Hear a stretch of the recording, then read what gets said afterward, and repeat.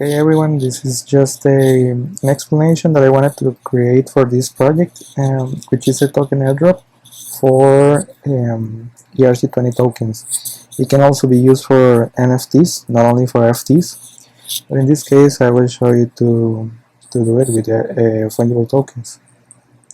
So here we have two different smart contracts, and this one which is just for the test.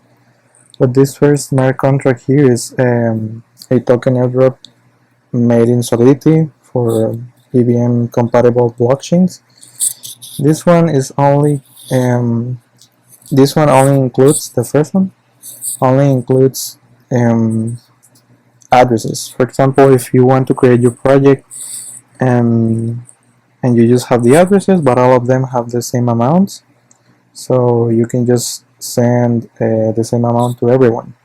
For example, in this case, we are sending 1 Ether to each of the addresses that will be included in the Merkle tree or in the airdrop.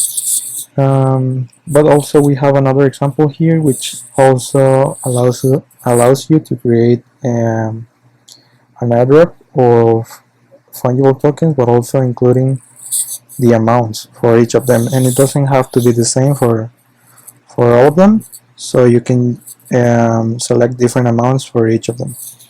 So the first thing I wanted to explain here is what a Merkle tree is, because this is an airdrop made with Merkle trees. You can also create an airdrop using a whitelist, but that would be an expensive approach to do.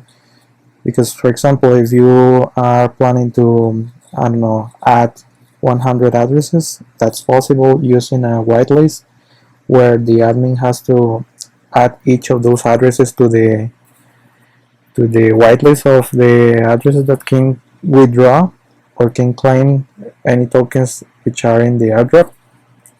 But as I said, it would be expensive, but because the admin will have to pay for each of those calls.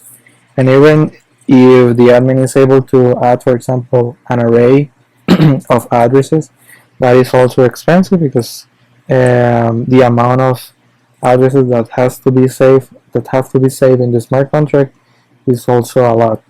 So that's expensive, especially in blockchains like Ethereum mainnet. So instead of doing that, in this case we are using the approach of doing the airdrop, but using Merkle trees. So here we have a Merkle tree, which is this structure that you see here. And the idea is that, for example, we have some parts of the Merkle tree, which, for example, this one, which is called the root, and then we have the leaves. The leaves are the nodes that are at the end of the Merkle tree, at the bottom, here, for example. So in the leaves, we don't have to worry about the structure and how this thing is made, but I will explain how it does. And you can just go in the video if you don't want to see this explanation.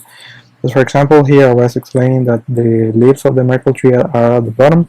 So at the bottom we can include any data that we want for the Merkle tree. In this case, we can include only the addresses of the people that will be allowed to withdraw from this airdrop. So here, for example, as where it says data, you can include the address of user 1, then the address of user 2, user 3, 4, and so on and so forth. The idea that you can include all the list of addresses since the beginning, and you have to know in advance which are the addresses that you want to include in the Merkle tree or in the airdrop. So there, it is not possible to modify the airdrop once it's deployed. Why? Because the Merkle root is created based on the combination of all the leaves, which are the ones at the bottom. So, and how is that combination done? Okay, let me explain that part. In this example, we have only 4. Let's say that this is an address, this is another address, and these two are also addresses. So what it does is that the Merkle tree combines both of these addresses, this one and this one. Well, for this one, it's just the data So any data that you put inside here will be hashed using the catch-up256 function from Solidity. And for example, any data that you insert here will be hashed, and then the hash will be combined with the hash of the other data. So just to explain that part, I wanted to show you here how the catch-up256 works. So if you include any data here, you can include I don't know, not only addresses but also text or any amount. And at the end, the function, what it does is that it creates a hash at the end. And you can see here that this address will produce a hash. But also if you include any other information, or for example, if you modify this, you will have another hash, which is different. But at the end, the idea is that any data that you put inside here will produce a hash with the same length here, and it is not possible to know what the inputs were for this hash. So you don't have to worry too much about the function, but this is the function that it uses. So as I explained, we are just going to pass an address, and then that address will be hashed, for example here. So now that we have the hash of the data number 1, then we have the hash of the data number 2, we have two different hashes. And then we combine those two different hashes, we hash them together with the same function, and that creates another hash. So, and then we will do the same process with this other part of the Merkle tree. We create the hash for the data here, and now that we have the hashes of this data and this one, we combine them, we hash them together, and we create this one. And then now that we have these two, and the only missing part is to combine these two, the hashes of these two, we hash them again using the same function, and then we get the root. So what it means is that if you change any piece of data of these leaves at the end, the Merkle root will change. So when we deploy the smart contract using this approach, the idea is that at the beginning of the deployment, you specify which is the Merkle root, and that Merkle root was calculated using maybe a script. The script will ask you to insert the list of all the possible addresses that you want in the airdrop, and then that script will use all this logic that I explained here, and will combine them using the hashes and the functions, and at the end it will produce the Merkle root. So with the Merkle root of the input that you inserted. So that's why it is important that you know in advance all the addresses, because once the Merkle root is created, even if you do a small change in the addresses, any change that you want, for example, you wanted an initial list of 100 addresses, and then if you want to change it to, I don't know, 99 or 101, any change that you want to do, that is not going to be possible. And even if you are going to, for example, edit or replace one of the existing addresses, that is also not possible, because any small change on the Merkle tree, on the leaves, will produce a different root. So once you are sure that you have all the addresses, you can now generate the Merkle root, deploy the smart contract, and tell the smart contract, okay, this is going to be my Merkle root for all the addresses that I will insert, and the smart contract will have its own functions to estimate, to calculate that Merkle root based on who is calling the smart contract. So here I have the logic again. This logic is in the repository, and it is free. You can just go there and copy if you want. In this example, we have the smart contract here. I will start with this one, which is just the addresses, and everyone is able to claim one ether. So as you can see here, we are doing this import of the Merkle proof from OpenZeppelin. You can read this logic if you want, but the whole idea is that this logic is the one that will do all the logic that I explained here, of getting some data, and then hash that data with the other pair, and then create all the path until they get to the root. So as you can see here, I just imported that, and the only place that I'm using it is here at the end in this function, which is called claim. And the whole idea of this function is that you will pass some information to the merkle proof library, to this function verify, and it will tell you if the user who is trying to claim is a valid user or not. And how it does it is that it uses the address of that person who is trying to claim, and it will use all the logic that I explained here, and it will combine some data here until it gets to the same merkle root that we specified at the beginning. So if the user is not a valid user, at the end the merkle root will be different, and that means that the user is invalid. So for example, another thing that I will explain here is that for example, you don't have to know all the entire merkle tree in order to create a root. Why not? Because for example, you are this one here on data number 1, and you are this user, right? And then you want to just claim. So what you need is, for example, your pair, and then as you can see here, this one and this one will generate this one, right? So now that you have this one, you don't necessarily require these two. The only one that you require is this one, B. So if you have these two, now you can create this one. And then if you have this one and this one, you can create this one, right? You don't need these two. The idea is that this one, and well, let me explain. The letter D and letter B are they are called the merkle proof. So for example, if you want to claim using the address C in this case, the merkle proof for this special node here will be D and B. So those are the two elements of the merkle proof. So now that you have these two, you can use the first element, combine it with this one, get this, and this one combined with this one, and you get the root, right? The whole idea is to get to the root. Let's do another example. Let's say that you have that you are this one, this user E, and you want to get to the root, right? So again, you will need to provide a merkle proof. The merkle proof in this case for letter E is F, right? Because it is the pair that you need to hash together to get B. So now that you have F, you can generate B. But if you see here, you are still missing A.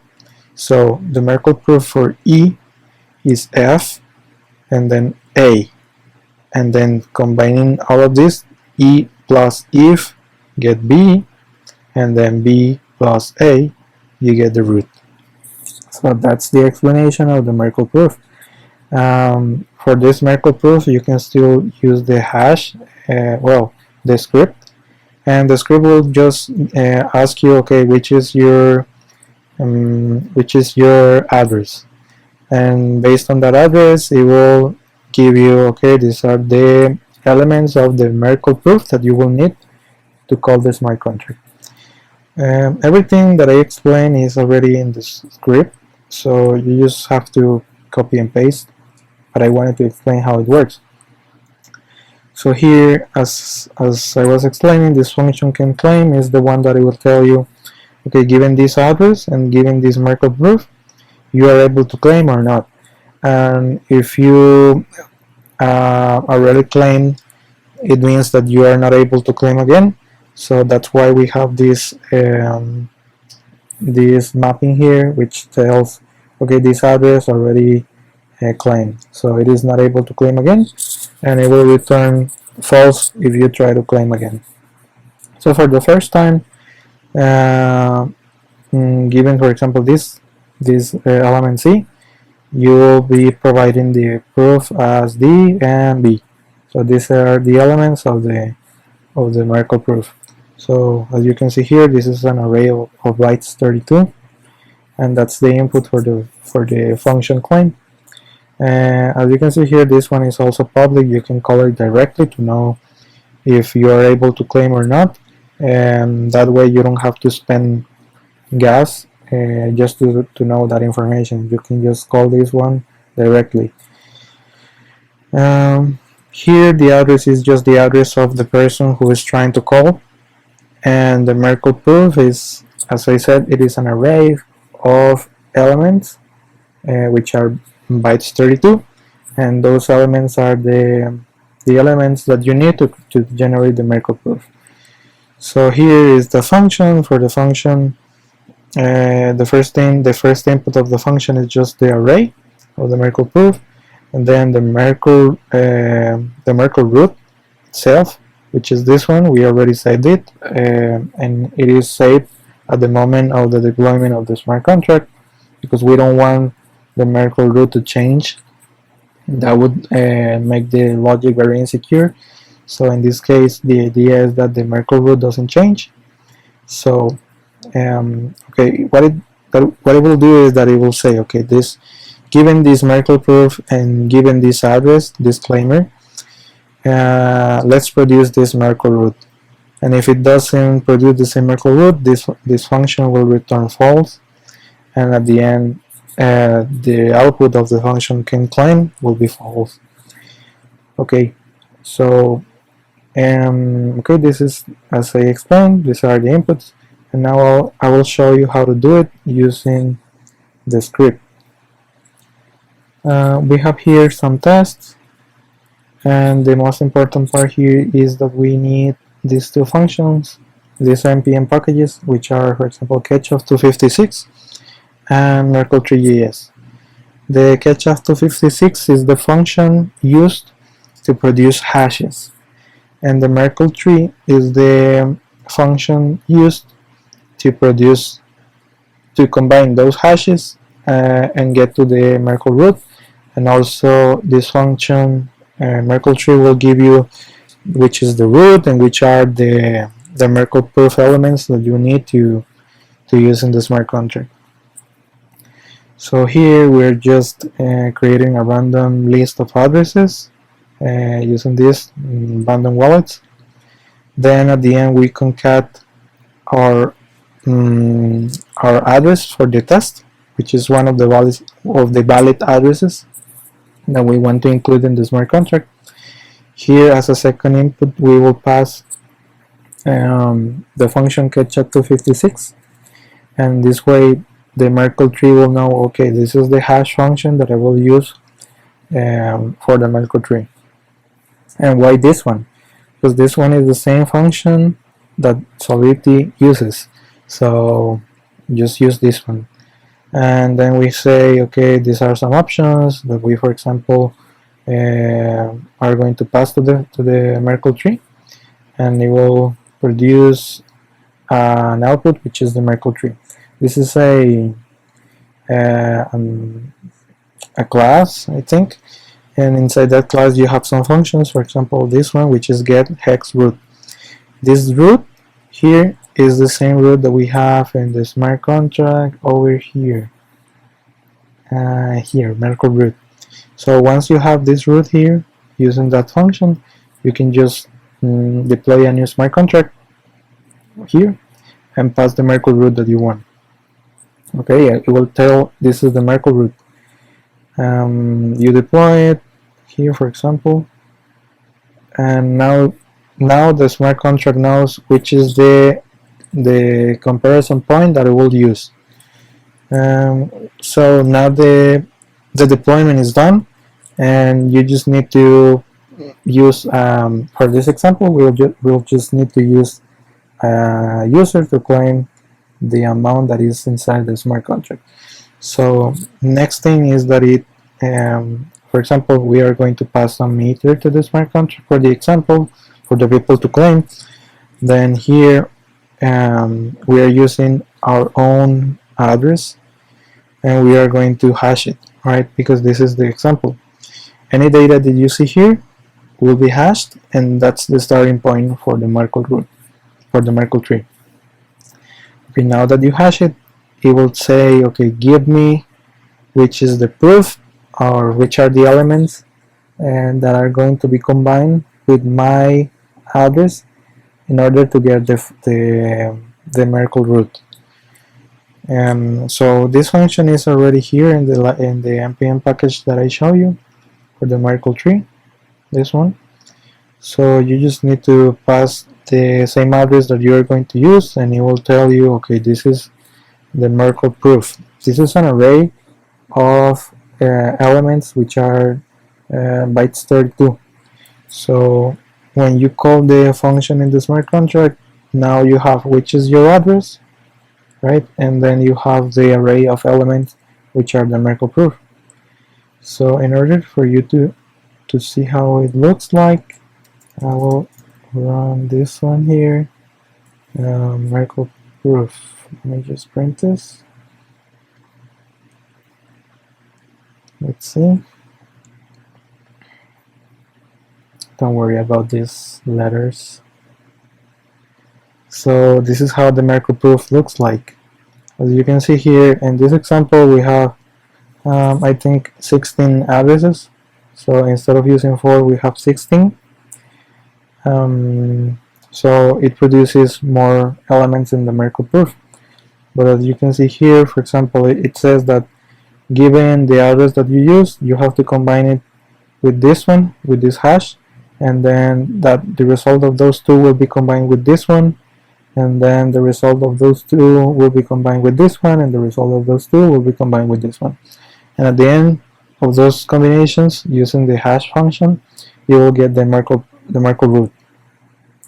So, but you don't have to do it manually. You can just send this array to the smart contract and send the address that you are going to use, and it will produce the same merkle root, which means that you are able to claim.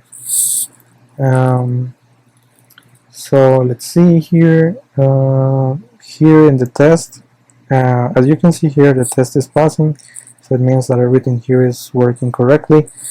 But the first thing that it does is to make sure that the address hasn't claimed before, because we don't want to claim again. And so it makes sure that it's false because it didn't claim before. The next thing that we will do is to call the function canClaim, which is this one. This one, it will not charge you any fees or anything. It is free. So using the inputs, it will tell you, okay, using those inputs, you will be able to claim. So here you see that the result is expected to be true using the output, the input, which is this one. Okay, now that you verify that everything will work, and now you can pay for the function claim. So here you are going to send the array, and since you are the caller of the function, it will use internally, it will use your message.sender, which is the address of the wallet which is calling. So here, as you can see here, the function claim receives the array of the elements of the proof, this one here, and then using the message.signer, it calls the canClaim function. It will say, okay, the merkle root is correct, because it compared it to the merkle root that we specified at the beginning.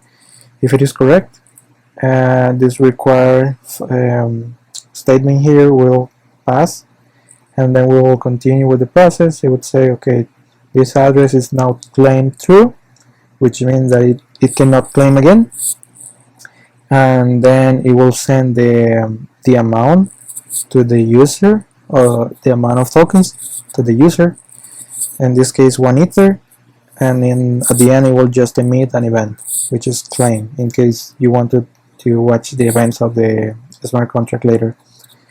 So okay, now that you claim, everything worked, and the wallet is supposed to receive the ERC20 tokens that were sent.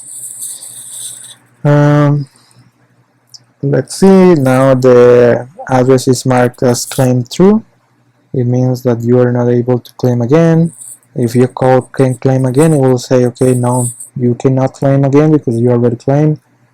And if you try to claim, it will throw this error, because it says that the address is not a candidate for claim because it already claimed.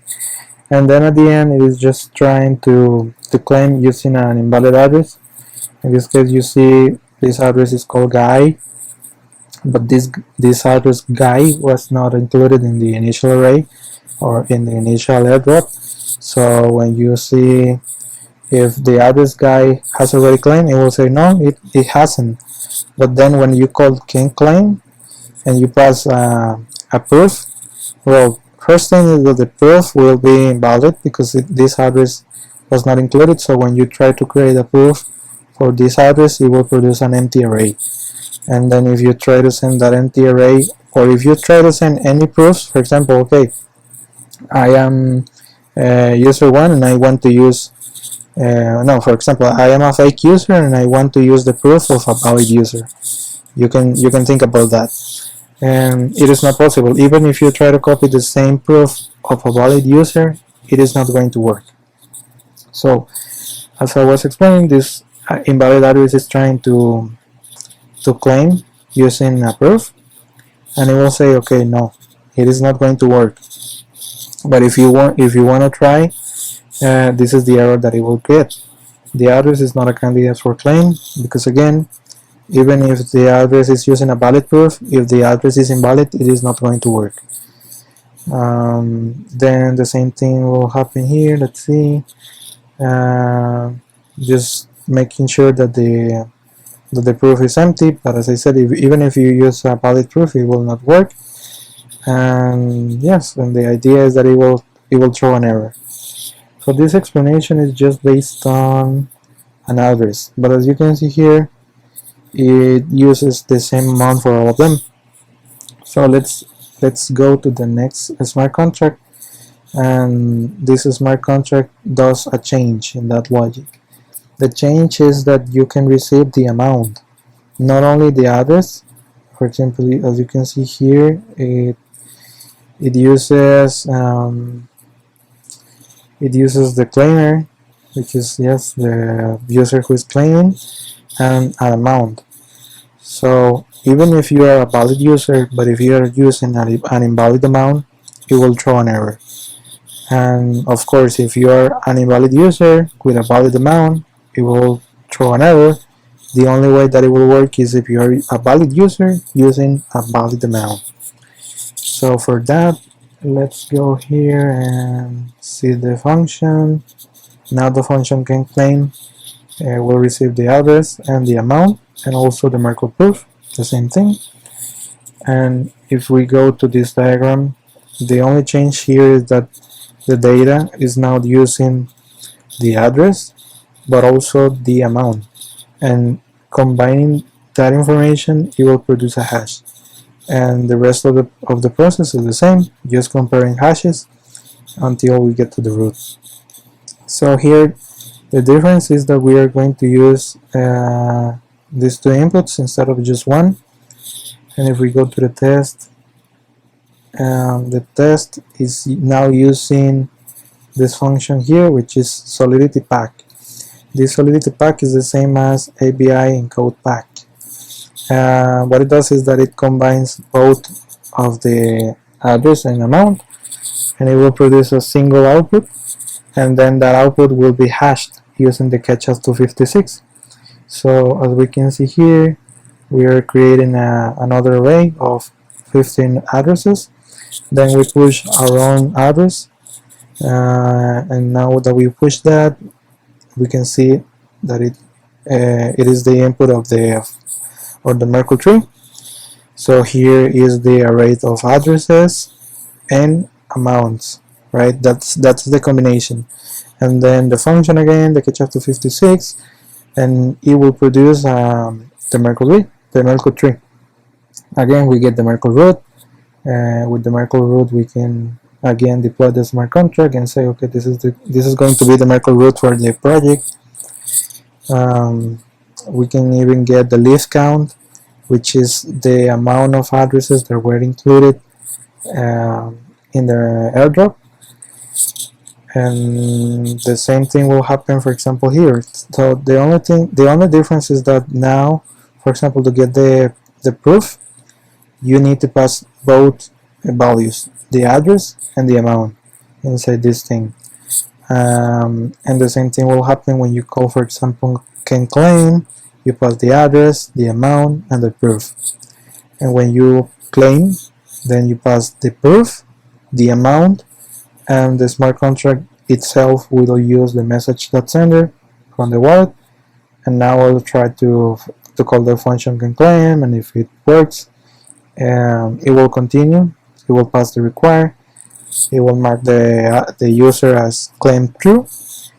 It will send the same amount that you specified in the input, but this amount was verified using the merkle tree. So it knows that the amount is valid.